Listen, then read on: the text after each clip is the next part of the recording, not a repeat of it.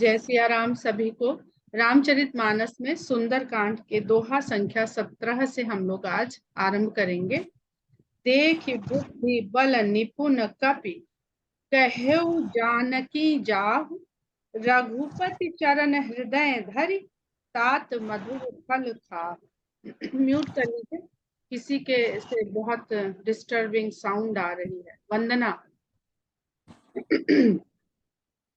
तो इसके पहले हम थोड़ी सी चौपाइयां पढ़ते हैं। हमको नहीं याद है कि हम लोगों ने कहाँ पर इसको छोड़ा। तो मन संतोष सुनत कपि बानी, भगति प्रताप तेज बल सानी, आशीष दीन्हि राम प्रिय जाना, होहु तात बल सील निधाना। हम लोग दोहा संख्या 16 से ही आरंभ करते हैं। हनुमान जी कहते हैं, सुन माता शाखा मृग, नहीं बल बुद्धि विशाल। हे माता, शाखा मृग, शाखा पे रहने वाली जाति है हनुमान जी की। शाखाओं पे ही अपना सारा करतब करते हैं। मतलब जो उनकी चलने का ढंग है। वन में मार्ग तो होते नहीं है, अपने आप ही, और पशु रह रहे हैं। ऐसी जगह है जहाँ पे सिर्फ वन जातियां रह रही हैं। तो वहां पर ये लोग पेड़ों के द्वारा चलना ज्यादा इजी है। एक तो सुरक्षित भी रहते हैं, और ऐसी उन पे निपुणता है कि वृक्षों से वो अपना आवागमन आसानी से कर लेते हैं। तो कहते हैं कि शाखा मृग की जो क्या उसमें निपुणता है कि ना बल में ना बुद्धि में, बहुत विशाल नहीं, ठीक ठाक बल है, बुद्धि भी ठीक ठाक ही है। प्रभु प्रताप ते गरु नहीं, खाई परम लघु प्या। ये तो प्रभु का प्रताप है, जिसके कारण छोटा दिखने वाला सर्प भी गरुण को खा सकता है। प्रभु प्रताप ते गरु नहीं, खाई परम लघु प्या। गरुड़ का भोजन होता है सर्प। गरुड़ सर्पों का भक्षण करता है, पर कभी कभी वही छोटा सा सर्प भी गरुड़ को खा सकता है, डस सकता है। अगर डस ले तो उसको खाने की आवश्यकता नहीं है। म्यूट रखें प्लीज आप लोग। तो इस दोहे को आप लोग ध्यान रखिएगा। ये जो जहां हनुमान जी ने कहा है कि प्रभु प्रताप थे, सब कुछ जो है हनुमान जी के लिए भगवान का प्रताप ही है जो सब कुछ संभव करता है। तो जब इस प्रकार उन्होंने सीता माता के हृदय में ये विश्वास जगाया, सीता मन भरोस तब भयउ, पुण्य लघु रूप पवन सुत लयो। जब उन्होंने अपना विशाल काय रूप दिखाकर, कहते हैं, ऐसा पढ़ा मैंने कि हनुमान जी ने चिड़िया के बराबर छोटे वानर का रूप धरा था। छोटी चिड़िया, इतना छोटा वानर रूप धरा था उन्होंने, तभी वो छुपते छुपाते हुए चले गए थे। तो अब सीता जी को ठीक है, मैसेज भी मिल गया, संदेश भी मिल गया, और पता चल गया कि ठीक है, और उनकी खोज में किस प्रकार लगे हुए हैं। पर उन्होंने सोचा कि ये भी बता दिया हनुमान जी ने कि किस प्रकार भाई संगत कैसे हो गई नर और वानर की। तो उन्होंने कहा कि इतने दिनों से यहाँ रह रही हैं, तो भीम काय राक्षसों के देख रही हैं कि कितने भीम काय हैं वो लोग। तो कितना भी संख्या जुड़ जाए, इतने भीम काय राक्षस के सामने ये नन्हे नन्हे किस प्रजाति के जाने वानर हैं कि कुछ ज्यादा ही नन्हे हैं, इनके कैसे टिकेंगे राक्षसों के आगे। ये दोनों यहाँ पर, ये तो भौतिक रूप है हनुमान जी के लघु रूप धरने का, और आध्यात्मिक रूप भी ये है कि जब भक्त को भक्ति के पास जाना चाहिए तो लघु रूप में जाना चाहिए। मैं बहुत बड़ा भक्त हूं, इस भाव से नहीं जाना चाहिए। बड़ा शब्द आते ही भक्त में अहंकार हो गया कि मैं बहुत बड़ा भक्त हूं, या बहुत मैं बड़ा सेवक हूं राम का। और हम लोग ये जान रहे हैं कि ये भक्ति की खोज है, भक्त के द्वारा भक्ति की खोज है सीता जी की। जो भक्ति विलुप्त हो गई है, खो गई है इस मायावी संसार में, सोने की लंका में आकर के खो गई है, जहां पे इस तरह के भौतिक सुख है, वहां पर जाके भक्ति को ढूंढना है। तो लघु रूप ये भी है। और माता के सामने अगर पुत्र जा रहा है तो उसको हमेशा छोटा बन के ही जाना चाहिए, अपना छोटापन यहाँ पे लघुता जो है वो विनम्रता का भी परिचायक है। तो जब सीता जी को जब विश्वास दिलाना हुआ तब उन्होंने अपना भव्य रूप दिखाया, विशाल रूप दिखाया। तब सीता जी को भरोसा हुआ और तब उन्होंने सोचा कि जो जो इन्होंने बताया है कि किस प्रकार से राम आतुर हैं सीता की खोज के लिए, तब उनके मन में संतोष हुआ। भगत प्रताप तेज बलसानी, तो हनुमान जी की जो वाणी थी वो भक्ति से, प्रताप और तेज और बल से सनी हुई थी, कहीं अहंकार नहीं था। क्योंकि सीता को ये पता है कि उनको वही प्राप्त कर सकता है जिसके भीतर अहंकार ना हो। स्वयंवर जो हुआ था वहां पे बात सिद्ध हो चुकी थी। कोई भी अहंकारी राजा सीता के वरण करने में डिस्क्वालीफाई हो चुका था। तो सीता को कौन, भक्ति को कौन, प्रकृति को कौन वर्ण कर सकता है? जो विनम्र होगा, जिसमें अहंकार नहीं होगा। तो ये सब जो हमारा जो व्यक्तित्व है कैसा, किस तरह का होना चाहिए, उसका भी यहाँ पर पता चलता है कि हनुमान जी का जो जेस्चर है वो क्या बताता है। और उससे ही सीता जी को भरोसा हो जाता है कि हाँ, ये एक व्यक्ति विनम्र वो भी होता है ना जो कमजोर हो, दुर्बल हो, छोटा हो, हाथ जोड़े गिड़गिड़ाता रहता है, क्योंकि उसे पता है कि वो कुछ नहीं कर सकता है। तो वो विनम्रता नहीं है, वो उसकी दुर्बलता है। विनम्रता कायरता है। विनम्रता तब है जब आप सामर्थ्यवान होके विनम्र रहें। असली विनम्रता वही है। संसार में दो तरह के लोग होते हैं ना ईमानदार। एक वो जो मौके ही नहीं पाते हैं, ऐसे कि ऐसे पद पर होते कि लाखों करोड़ों वो भी कमा सकते, तो वो बहुत शान से बताते हैं कि हमने बहुत ईमानदारी के साथ पूरा करियर बिता दिया। पर असली ईमानदारी वो होती है, असली धर्म पे रहना वो होता है, जैसे भरत जी का, जो अयोध्या के नरेश की सारी सुख सुविधाएं वैभव होते हुए भी उसमें लिप्त नहीं, उसको कहते हैं धर्म पर चल। तो जब सीता जी ने देखा कि नहीं, ये बुद्धि में, बल में, सब में निपुण भी है, विशाल भी है, सामर्थ्यवान भी, तो ऐसा ही व्यक्ति राम का संगी हो सकता है। बाली जैसा व्यक्ति राम का संगी नहीं हो सकता। इवन सुग्रीव जैसा व्यक्ति भी राम का संगी नहीं हो सकता है। उसको राम का संगी बनाते हैं हनुमान। आशीष दीन ही राम प्रिय जान, तब उन्होंने जान लिया, राम को जानती है, उनकी पत्नी है, वो जानती है राम किस तरह के लोगों को अपनी कंपनी में रखेंगे, अपने से पास रखेंगे। उनके पास दुष्ट आएगा तो सरल हो जाएगा, या उस दुष्टता को छोड़ने के लिए वो उसको शरीर त्यागना पड़ेगा। या तो दुष्टता उसके व्यक्तित्व से चली जाएगी, अन्यथा वो संसार से उसे जाना पड़ेगा जब वो राम के संपर्क में आए। जहां पर राम होंगे वहां दुष्टता का वास नहीं हो सकता है। आशीष दीन है राम प्रिय जाना, हो हुतात बलशील निधाना। और आशीर्वाद देती हैं कि हे पुत्र, हे तात, आप बल और शील, बल भी रहे और शील, संकोच भी रहे। उस बल का बहुत ज्यादा प्रदर्शन नहीं करना, और राम में शीलता है।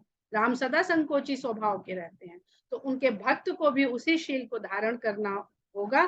तो कह रही तुम उसके निधान हो जाओ, भंडार हो जाए, तुम्हारे पास बल रहे और बल के साथ साथ शील भी रहे। अजर अमर गुण निधि सुत होहु, करहु बहुत रघुनायक छोहु। अब सीता जी आशीर्वाद दे रही, जो सीता जी अभी निराशा में थी, त्रिजटा से अग्नि मांग रही थी कि हम चिता सजा दो और हम इस देह का त्याग कर दे। वो सीता जी हनुमान जी को आशीर्वाद दे रही हैं कि तुम अजर हो जाओ, अमर हो जाओ, गुणों की खान हो जाओ, और सबसे बढ़कर रघुनायक का स्नेह प्रेम छोह तुम्हारे ऊपर सदा बना रहे। करहु कृपा प्रभु अस सुनि काना, निर्भर प्रेम मगन हनुमान। और बातें तो हनुमान जी ने न सुनी, न उनके ऊपर असर करी, पर यह शब्द कि करहु बहुत रघुनायक छोहु, कि राम तुम्हारे ऊपर सदा अपना प्रेम बनाए रखें, ये राम की ऐसी कृपा जो प्रेम के रूप में सीता माता उनको आशीर्वाद में दे रही हैं, यह कान में पड़ते ही हनुमान जी प्रेम में मगन हो गए। बार बार नाई सी पद सीसा, बोला बचन जोर कर कीसा। और बारंबार उन्होंने माता के चरणों में शीश नवाया और हाथ जोड़ करके कहते हैं, अब कृतकृत्य भयऊ मैं माता, आशीष तब अमोघ विख्याता। प्रभु की कृपा से तो मैं सब कुछ यहाँ कर ही पा रहा हूँ, लेकिन आपने भी आशीर्वाद दे दिया तो अब मैं कृतकृत्य हो गया, कृतार्थ हो गया, पूर्णता हो गई। भक्ति, भगवान और भक्ति दोनों जब हनुमान जी को मिल गए तब अब और क्या चाहिए। भगवान छूट जाते हैं, भगवान हम अपने भीतर धारण किए घूमते। उन्होंने सीना फाड़ के दिखाया था ना, तो हृदय में भगवान बसे हुए हैं, पर भक्ति के बिना दिखते नहीं, न मिलते हैं, न दिखाए जा सकते हैं। तो अब वो कृतार्थ हो गए और कहते हैं कि आपका आशीर्वाद तो अमोघ है, ऐसा संसार में विख्यात है। सुनहु मातु मुहि अतिशय भूखा, लागी देख सुंदर फल रूखा। तो कहते हैं माता अब मेरी ये बात सुन लीजिए कि मुझे बहुत अधिक भूख लगी है और यहाँ तो मैं चारों ओर बड़े सुंदर सुंदर फल देख रहा हूँ लगे हुए। इसका अर्थ क्या है कि हनुमान जी जब से चले थे उन्होंने सबके खाने पीने की चिंता करी थी, पर सीता जी के दर्शन किए बिना, उनका पता लगाए बिना वो अन्न जल ग्रहण नहीं करेंगे, ऐसा व्रत उन्होंने ठान रखा था। तब जब ये कार्य पूरा हो गया तब अब वो फल खाने की बात करते हैं। उस व्रत का कहते हैं पारण कर रहे हैं। व्रत का पारण अति आवश्यक है। जिस क्षण व्रत पूरा हो रहा हो तो कहते हैं सुन सुत करही विपिन रखवारी, परम सुभट रजनीचर भारी। अब सीता जी तो इतने दिनों से वहां रह रही हैं और देख रही हैं कि किस प्रकार यहाँ पे जो राक्षस लोग हैं किस प्रकार रखवाली करते हैं। ये रावण का उसके महल के भीतर उपस्थित उसका पर्सनल बाग है। लंका में नगर में स्थित कोई साधारण उपवन या वाटिका या बाग नहीं। तो कहती हैं कि हे पुत्र, इस विपिन की रक्षा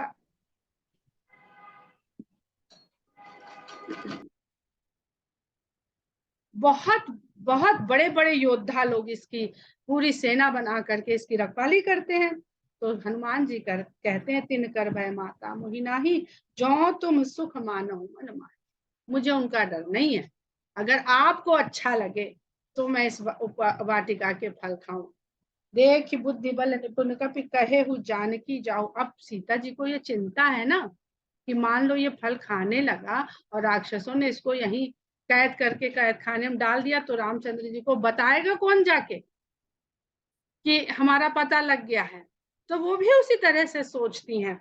तो जब उन्होंने ऐसा कहा कि हमको कोई डर नहीं है इस बात का, तो उनकी बुद्धि बल और चतुराई देख करके सीता जी कहती हैं कि रघुपति चरण हृदय धरि तात मधुर फल। राम के चरणों का ध्यान करके हे तात आप इन मीठे फलों को खाइए जाकर। चले उनाई सिर पैठे उबागा, फल खाए सितर तोरे लागा।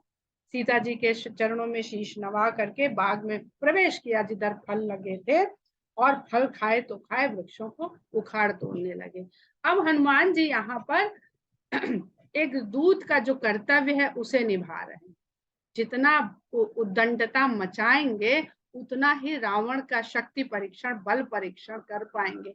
जितना कूद कूद सब जगह देखेंगे उतना वहां की रेकी कर सकेंगे कि क्या व्यवस्था है, किस तरह के आवागमन के रास्ते हैं, किधर कितनी सेना है, किधर कितने पहरेदार हैं, सारा वहां का वो पूरा देख लेना चाहते हैं नक्शा जल्दी से जल्दी इतने ही समय में। तो रहे तहा बहुभट रखवारे, कछु मारे सी कछु जाई पुकारे। तो जो रखवाली करने वाले रक्षक वहां पर थे वो आए, उनके साथ उनका संघर्ष हुआ, कुछ को तो उन्होंने मार डाला और कुछ जाकर के दरबार में पुकार लगाए। नाथ एक आवा कपि भारी, तही अशोक वाटिका उजारी। अब रावण की प्रिय वाटिका है वो, तो कहते हैं कि हे स्वामी, वाटिका में एक बड़ा भारी वानर घुस आया है और जिसने अशोक वाटिका को उजाड़ दिया है। खाए सी फल अरु बिटप उपारे, रक्षक मर्द मर्द मही डारे। उसने न केवल फल खाए तोड़ तोड़ के, बल्कि अनेकों वृक्ष उखाड़ दिए हैं, तोड़ दिए हैं, और जो रक्षक हैं, पहरेदार हैं, उनको मसल मसल के धरती पे मिला दिया है। सुनी रावण पठे भटनाना, तिन्हि देख गरजे हनुमान। तब रावण ने और रक्षक भेजे योद्धा और कठिन योद्धा भेजे वहां पर। उनको देख करके हनुमान जी गरजे, सब रजनीचर कपि संहारे, सारे राक्षसों को हनुमान जी ने संहार कर दिया सबका। गए पुकारत कछु अध हमारे, और कुछ अधमरी अवस्था में पुकारते हुए फिर रावण के पास पहुंचे। पुण्य पठयऊ तही अच्छ कुमारा, चला संग लय सुबह अपारा। वहां जब पहुंचे तो रावण ने अपने पुत्र अक्षय कुमार को फिर भेजा, जो अपनी सेना लेकर के अपने योद्धाओं के साथ वहां पर पहुंचा। आवत देख बिटप गही तरजा, ताहि निपाति महाधुनि गर्जा। आवत देख बिटप गही तरजा, उसको आता देख करके हनुमान जी ने एक वृक्ष को हाथ में उखाड़ के ले लिया और उसी वृक्ष से अक्षय कुमार का वध करके और गरजते हुए उसका वध कर दिया। कछु मारे से कछु मर्दे से, कछु मिलई से धरि दूर, कछु पुनि जाई पुकारे, प्रभु मरकट बल भूरि। कुछ को उन्होंने मारा, कुछ को उन्होंने मसल दिया और कुछ को मिट्टी में रगड़ दिया, मिला दिया। तो उनमें से जो बचे खुचे थे वो फिर जा करके रावण के सामने पुकार लगाते हैं कि यह जो वानर आया है अशोक वाटिका में, ये कुछ अधिक ही बलवान है। सुनिसुत बध लंकेश रिसाना, पठईस मेघनाद बलवान। अपने पुत्र का वध हुआ जान करके रावण को बहुत क्रोध आया और तब उसने मेघनाद को वहां पर भेजा। अब देखिए, सीधे मेघनाद को जाना पड़ रहा है। मेघनाद इंद्रजित जो है, तो भक्त को जब वश में करना होता है तो इंद्रियां पहले उसके ऊपर अटैक करती हैं कि भक्ति छूट जाए। मारी से जन सुत बांधे सुताही, देखिए कभी कहाँ कराही। तो कहते हैं कि उसको मारना मत, मार से जन, उसने मेरे पुत्र का वध किया है तो उसको मार के नहीं, बांध के लाना, मैं भी तो देखूं ये कहाँ का वानर आया है। चला इंद्रजित अतुलित जोधा। तुरंत तुलसीदास जी उस इंद्रजित कह देते हैं उसको कि अतुलित योद्धा इंद्रजित चल पड़ा, बंधु निधन सुनि उपजा क्रोधा। भाई के वध को सुन करके उसके भीतर भी बहुत क्रोध पैदा हो गया था। कपि देखा दारुण भट आवा, कट कटाई गर्जा हर धावा। हनुमान जी ने देखा कि अब तो और बड़ी भारी सेना आ रही है, तो वो कटकटाते हुए गर्जना करते हुए उधर की ओर दौड़ पड़े। अति विशाल तरु एक उपारा, बिरथ कीन्ह लंकेश कुमारा। उन्होंने बहुत विशाल वृक्ष को उखाड़ करके मेघनाद के ऊपर फेंका, इस प्रकार फेंका कि मेघनाद तुरंत ही रथ विहीन हो गया। रहे महाभट ताके संगा, गही कही कपि मर्दई निज अंगा। और उसके साथ जो महान योद्धा उसके साथ में चले आ रहे थे, उनको पकड़ पकड़ के रावण जी ने, हनुमान जी ने अपने बदन से रगड़ रगड़ के, अपने अंगों से रगड़ रगड़ के उनका मर्दन कर दिया। तिन्हई निपाति ताहि सन बाजा, भिरे जुगल मानहु गजराजा। और उनका योद्धाओं का वध करने के बाद फिर जाकर के मेघनाद से भिड़ गए, और हनुमान और मेघनाद भिड़े हुए ऐसे लग रहे हैं जैसे दो गजराज आपस में भिड़ गए हैं, जो शरीर भी विशाल है और बल में भी विशाल है। मुटिका मारी चढ़ा तर जाई, ताही एक क्षण मुरझाई। एक मुष्टिका का प्रहार, एक मुक्के का प्रहार उन्होंने मेघनाद के ऊपर करके और कूद के वृक्ष के ऊपर जाके चढ़ गए। ऐसा मुष्टिका प्रहार था कि एक क्षण के लिए मेघनाद की मूर्छा आ गई।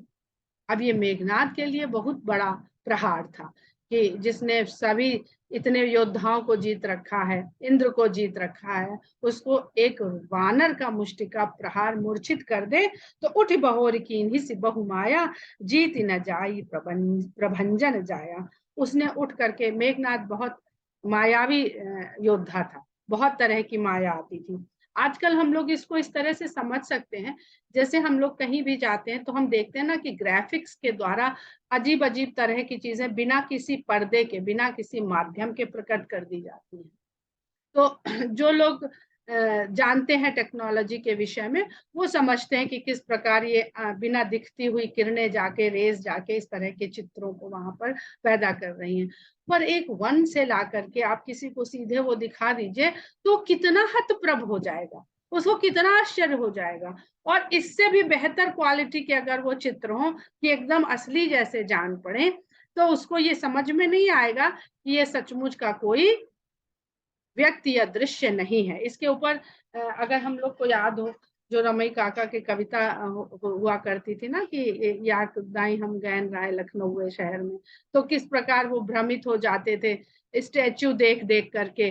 तो वो ये सब समझने के लिए, ये सब कविताओं के द्वारा हम समझ सकते हैं कि किस प्रकार जिस व्यक्ति को साइंस टेक्नोलॉजी की नॉलेज ना, वो किस प्रकार इन सब से भ्रमित हो जाता है, आश्चर्य में पड़ जाता है।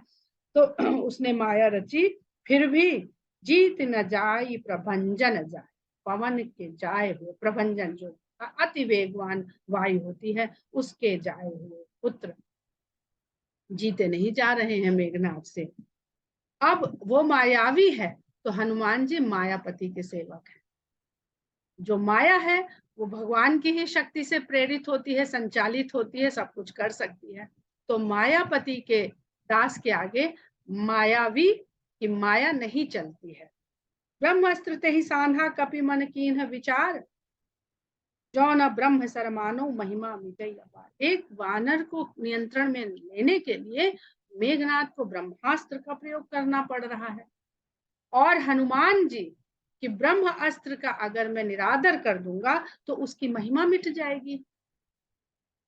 भगवान ने ब्रह्मास्त्र को ऐसा अस्त्र निश्चित किया है जिसके आगे कुछ भी नहीं चलता है।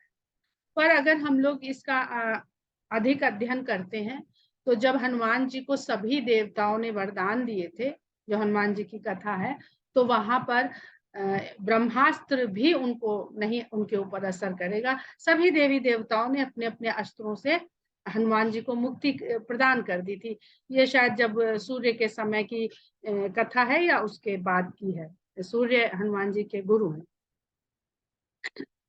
तो ब्रह्मास्त्र तो हनुमान जी को के ऊपर असर ही नहीं कर सकते।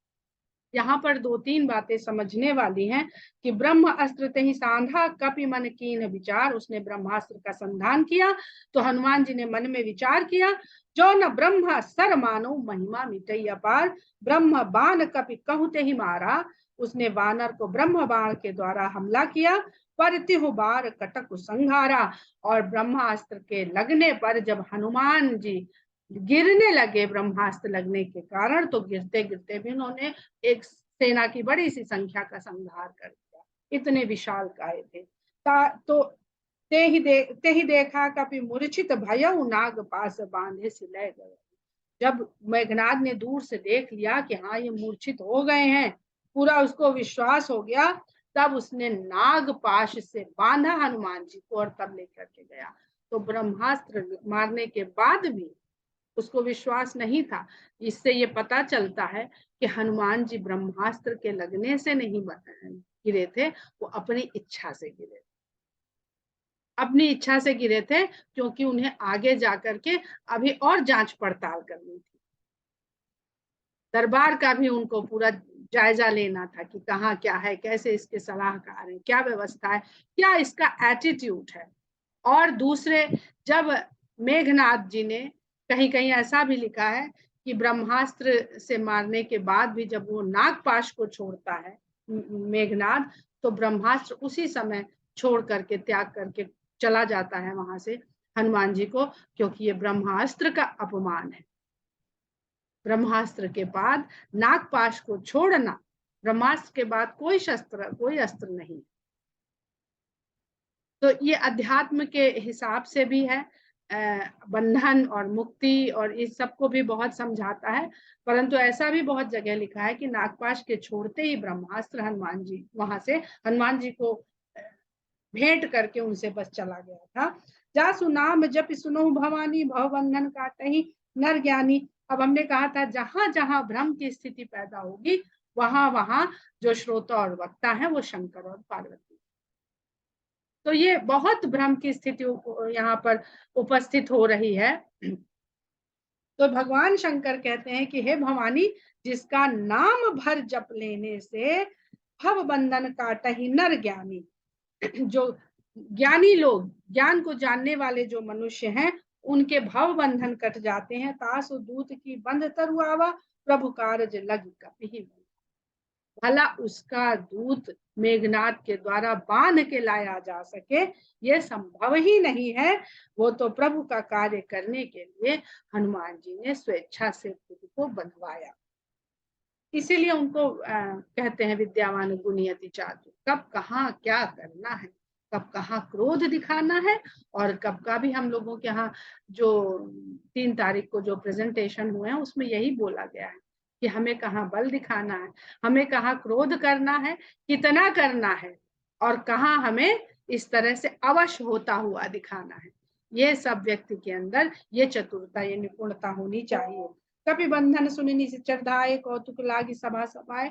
अब ये इस वानर की चर्चा तो बहुत हो गई थी, वह वानर बांध लिया गया है, तो इस कौतुक को देखने के लिए पूरी की पूरी जनता भीड़ दरबार की तरफ चल पड़ी। 10 मुख सभा दीखी कपि जाई, कहीं न जाई कछु अति प्रभुताई। अब अगर हनुमान जी वहां से भाग लेते, सबसे नजर बचा करके, या इनको लड़ भिड़ के मार करके हरा करके भाग लेते, तो रावण से आमना सामना कैसे होता। तो रावण से आमना सामना होने के लिए उन्होंने इतना उपद्रव मचाया था। तो दशमुख की जब सभा को जा करके हनुमान जी ने देखा, तो कहीं न जाई कछु अति प्रभुता। ऐसी प्रभुता थी वहां पर कि हनुमान जी से भी कहते, कहाँ तो वो रहने वाले वानर में किष्किंधा छोटे से पत्थर गिरी कंदरा में रहने वाले, और कहाँ रावण की वैभवशाली लंका में पहुंच गए। जैसे किसी गांव के व्यक्ति को सीधे पहुंचा दीजिए, जाके न्यूयॉर्क के किसी बहुत बड़े भवन में पहुंचा दीजिए। तो ऐसा वहां का वैभव और प्रभुता थी। कर जोरे सुर दिसिप विनीता, भ्रकुटि बिलोकत सकल सबीता। दरबार में जाकर के उन्होंने देखा कि हाथ जोड़ के सभी दिशाओं के स्वामी और देवता लोग विनीत भाव में वहां खड़े हुए थे। भ्रकुटि बिलोकत सकल सबीता, सब भय के साथ रावण की भ्रकुटि की ओर देख रहे थे कि कहीं मेरी ओर इसकी टेढ़ी भ्रकुटि तो नहीं पड़ने वाली है। तो जिस संसार का, जिस ब्रह्मांड का, जिस सृष्टि का सृजन, स्थिर और लय भगवान के भ्रकुटि विलास से होता है, भ्रम में पड़ने के बाद देवता भी उसके लिए आश्रित हो जाते हैं रावण की भ्रकुटि विलास की। तो यह दुर्बलता होती है प्राणियों की। देख प्रताप न कपि मन शंका, जिम अहिगन महु गरुण असंका। उस प्रताप को देख करके भी हनुमान जी के मन में जरा सी भी शंका नहीं आई। वो उसी प्रकार वहां से निशंक भाव से खड़े रहे, जैसे जिम अहिगन महु गरुण असंका, जैसे सर्पों के ढेर के पास बीच में गरुण निशंक होकर के, निश्चिंत होकर के खड़ा रहता है। तो अभी जो मैंने आप लोगों को कहा था कि इसका ध्यान रखिएगा, दोहा संख्या 16, प्रभु प्रताप ते गरुण ही आई परम लघु गया।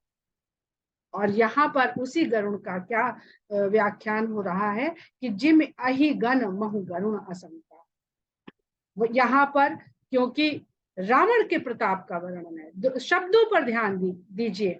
देख प्रताप न कपि मन शंका, और दोहा संख्या 16 में है प्रभु प्रताप ते गरुण। तो दोहा संख्या 16 में भगवान के प्रताप का वर्णन है, और इस चौपाई में दोहा 20 से पहले की चौपाई में रावण के प्रताप का वर्णन हो रहा है। तो जिसके ऊपर भगवान के प्रताप का साया हो, वो भला रावण के प्रताप को देख करके न प्रभावित होगा, न भयभीत होगा। कपि ही बिलो की दशानन बिहसा कही दुर्बाद। जब वानर को, हनुमान जी को दशानन ने देखा, तो बड़े बुरे वचन कहते हुए हंसा, मतलब मजाक उड़ाया उनका। अच्छा, यही है जिससे सब लोग इतनी देर से डर डर के भागे हुए आ रहे हैं, हताहत होके आ रहे हैं। सुत बध सुरति कीनि पुनि उपजा हृदय विषाद। लेकिन जब उनके द्वारा हताहत हुए लोगों की उसने बात कही, तो उसे तुरंत ध्यान आ गया कि उन्होंने उसके पुत्र को भी हताहत किया है, वध किया है। तो ये याद करते ही जो मजाक उड़ाया था, उसका हंसा था, उनके हृदय में विषाद आ गया, दुख आ गया कि नहीं, ये वही बानर है जिसने मेरे पुत्र का वध किया है। हम लोग दोहा संख्या 20 पर ही आज विराम देते हैं, और इसके आगे हम लोग कल पाठ आरंभ करेंगे। जय श्री राम।